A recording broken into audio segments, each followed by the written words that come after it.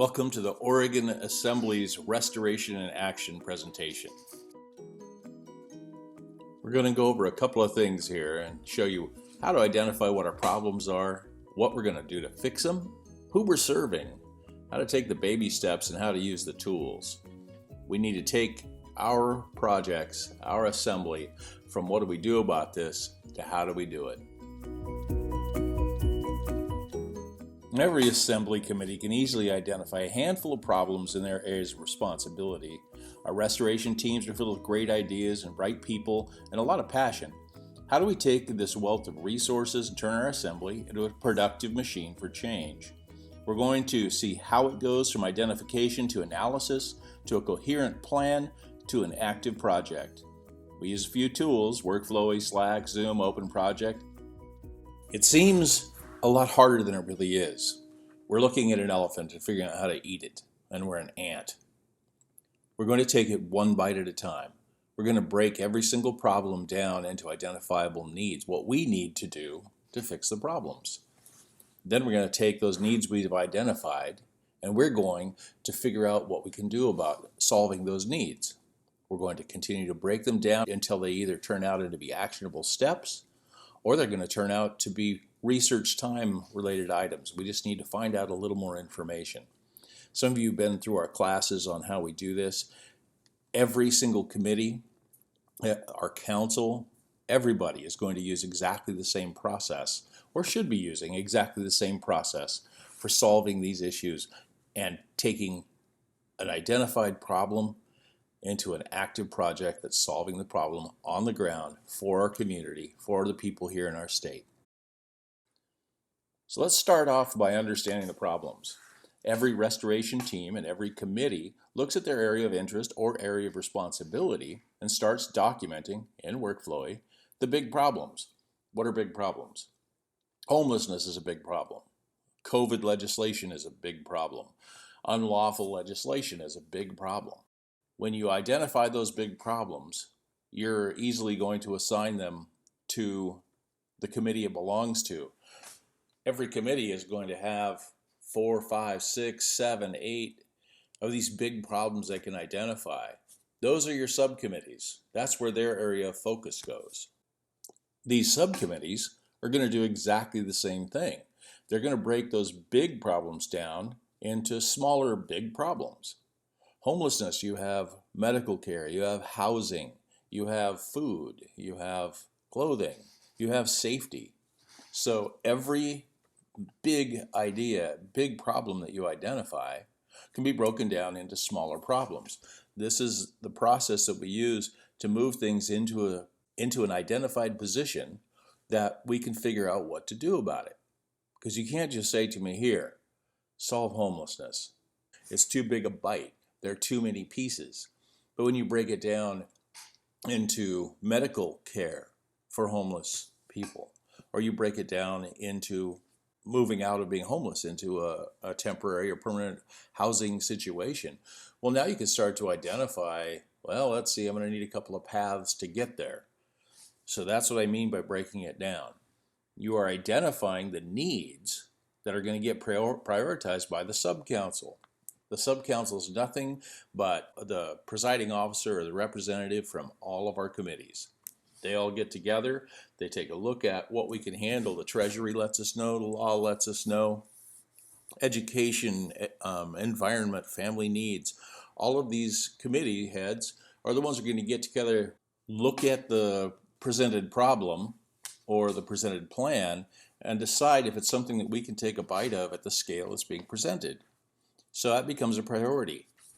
Part of deciding a priority is also, does this serve the maximum number of people? Does this hit the people that we're targeting with our help? Whether it's COVID, whether it's homelessness, whether it's cleaning up our water, doesn't matter what it is. We have to prioritize it so we can actually begin to work on it instead of just talking about it. Once we have our priorities in place, we've decided what we can handle, what we can take on as an assembly at the scale we're at the moment. Then we're going to begin looking at, okay, we can take on this issue. What are the things we can do to solve this issue? And as we're looking at how we can solve this issue, then we're also finding what roadblocks we have, what alternative we have to the roadblocks. We're going to go into that just a little bit more in a second. Now remember, we're looking for actionable items or research time limited items. That's how we get to what parts do we fix. Being the people we are in an assembly after all, we want to fix all the problems, we want to fix them right now. But to be effective, we have to be content with what we've prioritized. That's why prioritization is so important. This is the sub-big problem. This is what we decide we could do about it. This is why we break it down into steps we can take to solve each piece of the big piece. These are our needs. Now, to give an example, if we're looking at homelessness, which is a subcommittee off of our Family Needs Committee, we've identified clothing, and that's been broken down into a smaller piece. We want to provide just clean socks, which is one of the most requested things from the homeless community. So providing clean socks, well, what do we need to do to make that happen? We need to find some place to get the socks. We need to figure out how to get it to from where we're getting the socks to the people we want to get it to, and we need to know who we want to get it to. So what we've done is we've identified source, logistics, and we've identified who it is we're serving. So those are all what we call research time limited items. All we need to do is a little bit of research to figure out where can we get socks. Well, a little online checking found out Hanes has given over 3 million pairs of socks to charity for distribution to the homeless. It's one of their programs. Jockey has it, Fruit of the Loom has it. So we've just very quickly identified source, but what it took was just a little bit of research time to figure it out. As far as the communities, when we take on a homeless community or trying to serve the homeless and start giving them the help to move out of the situation they're in, first thing we need to do is help them survive. If clean socks are going to help them survive, then we should be doing that. If it's emergency medical care, whatever it is. So we have to identify how we roll this out. Assuming we have limited resources, we're going to target who the most vulnerable are. Maybe it's the elderly, maybe it's young children, maybe it's single families, maybe it's teens and young adults.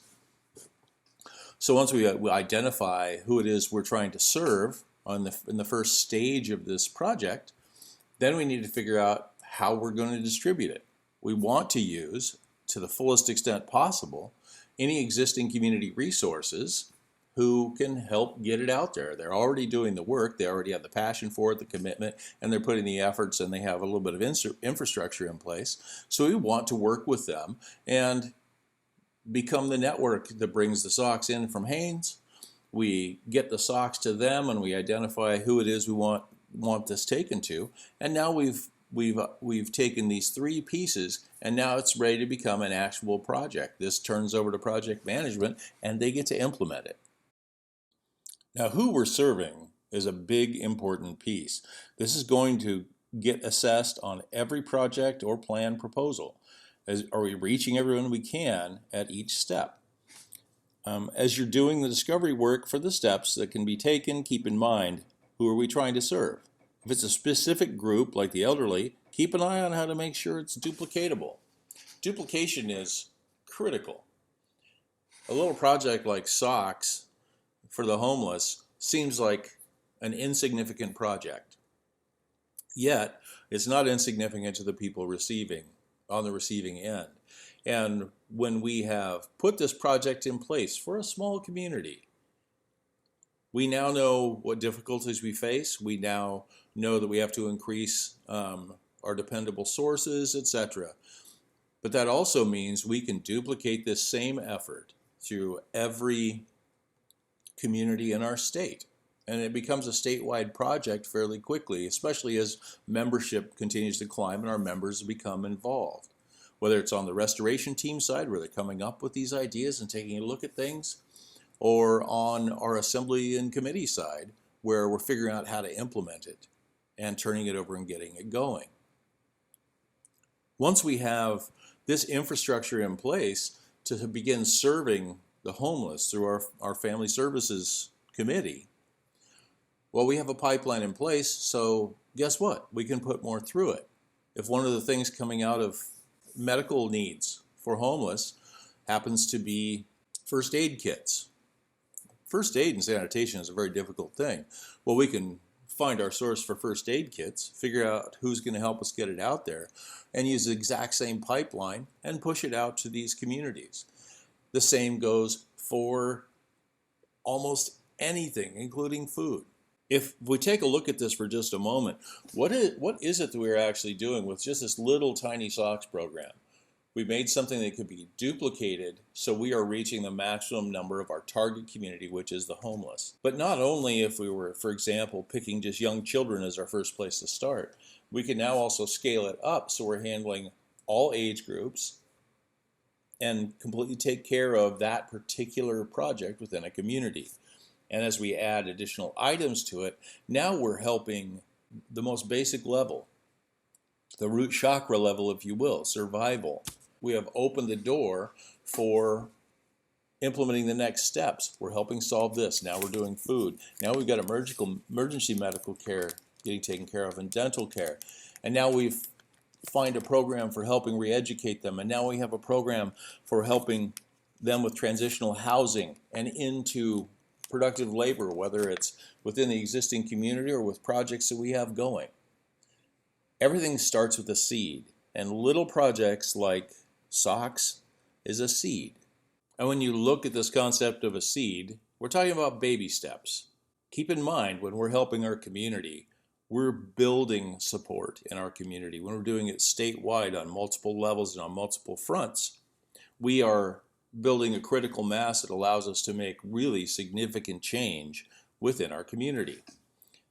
When it comes to the baby steps, planning is probably the most important. Every successful project is fully 75–80% of the time invested. It takes excellent preparation and planning. When we do that, implementation's a breeze. Once the need is broken down into baby steps, it's really easy to become a proposal, and from there into an actionable project. We take that, and our council prioritizes which ones we're putting resources to first and in what order. Sometimes the resource just happens to be people. Other times it's going to be capital. Other times it's going to be legal. When that's done, our project committees are going to draft the project plan out of this, and that's what gets approved and sent over to project management for implementation. They're just little steps. Pretty soon the ant colony's eating the elephant.